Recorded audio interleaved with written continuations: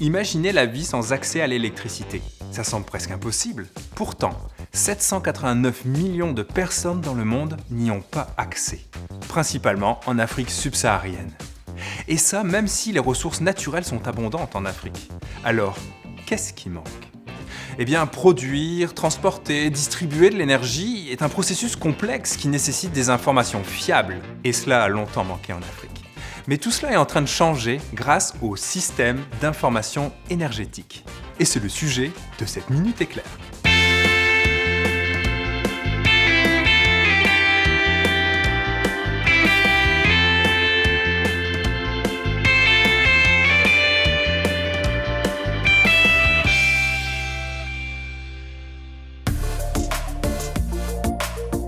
Qu'est-ce qu'un système d'information énergétique ? L'Afrique dispose d'importantes ressources énergétiques. Mais pour satisfaire les besoins des populations, ces ressources doivent être transformées, transportées et distribuées. C'est un processus complexe qui nécessite de résoudre plusieurs questions comme où se situent les populations isolées, quels sont leurs besoins, comment satisfaire ces besoins et quelles actions doivent être menées en priorité. Le système d'information énergétique, ou SIE, est un outil important pour trouver des réponses à ces questions. Ibrahima Dabo, de l'Institut de la francophonie pour le développement durable et coordonnateur du projet de mise en œuvre de systèmes d'information énergétique dans plusieurs pays d'Afrique, nous présente les SIE. C'est un ensemble intégré donc de méthodes, de moyens, de techniques qui permettent d'assurer justement la collecte, le traitement et la diffusion d'informations énergétiques. Ça donne généralement des statistiques énergétiques sur toute la chaîne de valeur, donc depuis les approvisionnements jusqu'à la consommation finale. Ça permet aussi de donner des indicateurs, pas seulement énergétiques, mais aussi climatiques et socio-économiques. Ces informations, on le comprend bien, sont d'une importance capitale.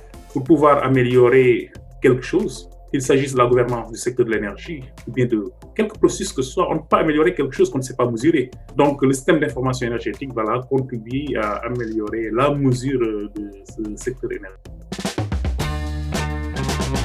Comment mettre en place un SIE ? Les systèmes d'information énergétique peuvent donc être des outils puissants, notamment dans les pays du Sud où certaines infrastructures manquent encore. Mais comment mettre en place un tel système ? Heureusement, on peut demander à l'expert. Il y a plusieurs méthodes.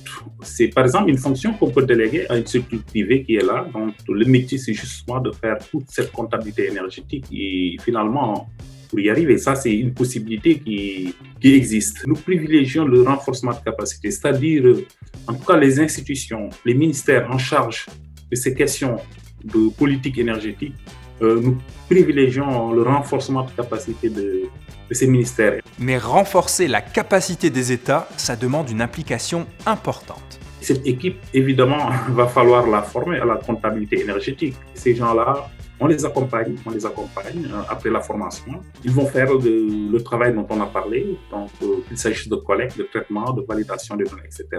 Mais validation des données, ça veut dire avec aussi d'autres catégories d'acteurs. Donc, il y a besoin de mettre en place un cadre de concertation entre cette équipe qui est là, dédiée au projet, mais aussi les fournisseurs de données énergétiques. Pour une meilleure transparence, il est important quand même de créer ce cadre de concertation qui permet aux différentes équipes chargées justement de ces questions énergétiques de pouvoir se parler et puis dans un seul et même langage. Ça peut paraître facile, mais je puis vous assurer que c'est pas aussi évident. Lorsqu'il s'agit de capitaliser, lorsqu'il s'agit de pérenniser, on se rend compte que souvent il y a des difficultés au niveau des ministères ou bien en tout cas des institutions qui accueillent ces systèmes d'information énergétique. Il ne sert à rien de former des gens, de les accompagner si cette dimension pérennité n'est pas prise en compte. Il faudrait que ces gens-là puissent être capables de transmettre les enseignements qu'ils ont reçus et finalement d'assurer la pérennité du système. Un exercice d'envergure donc, mais qui apporte son lot de retombées, comme nous l'explique Ibrahima.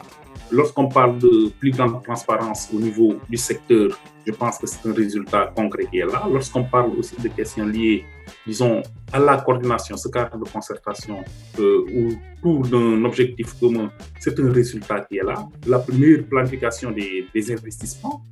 Lorsqu'on parle de l'accès à l'énergie, des questions liées à l'électrification rurale, Lorsqu'on parle, par exemple, de subvention du gaz de pétrole liquéfié qui peut permettre d'éviter une déforestation, en subventionnant ce gaz de pétrole liquéfié, ce GPL, ça permet de préserver, disons, des centaines, sinon des milliers d'hectares de forêt. Une recette qui a d'ailleurs été reproduite par l'OIF, l'Organisation internationale de la francophonie, dans plusieurs pays africains. C'est sûr que l'OIF, à travers l'IFTD, a eu à mettre, disons, dans pas mal de pays africains, une douzaine de systèmes d'information, aussi bien en Afrique de l'Ouest qu'en Afrique centrale. Si votre curiosité est piquée, Ibrahima vous invite à jeter un coup d'œil sur le site de l'Institut de la francophonie pour le développement durable. Un SIE permet donc d'accéder à des informations comme l'accès à l'électricité, aux équipements modernes pour la cuisson et à la démographie. La collecte de ces informations est donc une tâche complexe. Mais ces efforts en valent la peine, car elles permettent ensuite d'établir des politiques énergétiques adaptées aux besoins des populations, de financer des projets d'accès à l'énergie, d'éviter la déforestation ou encore de lutter contre les changements climatiques. Et avec le système d'information énergétique de l'UMOA, ce sont 8 pays d'Afrique de plus qui sont désormais dotés de cette technologie. Quand on sait que seuls 28% des établissements de santé en Afrique subsaharienne ont une fourniture fiable en électricité, on comprend à quel point l'accès à l'énergie améliorera les soins de santé. Et pas seulement. L'accès à l'énergie contribue également à d'autres objectifs de développement durable des Nations Unies comme l'élimination de la pauvreté et de la faim, l'accès à l'eau et à une éducation de qualité. Donc, si je résume, l'information favorise l'accès à l'énergie et l'énergie permet développement, éducation et santé. Finalement, c'est plutôt simple quand on y pense.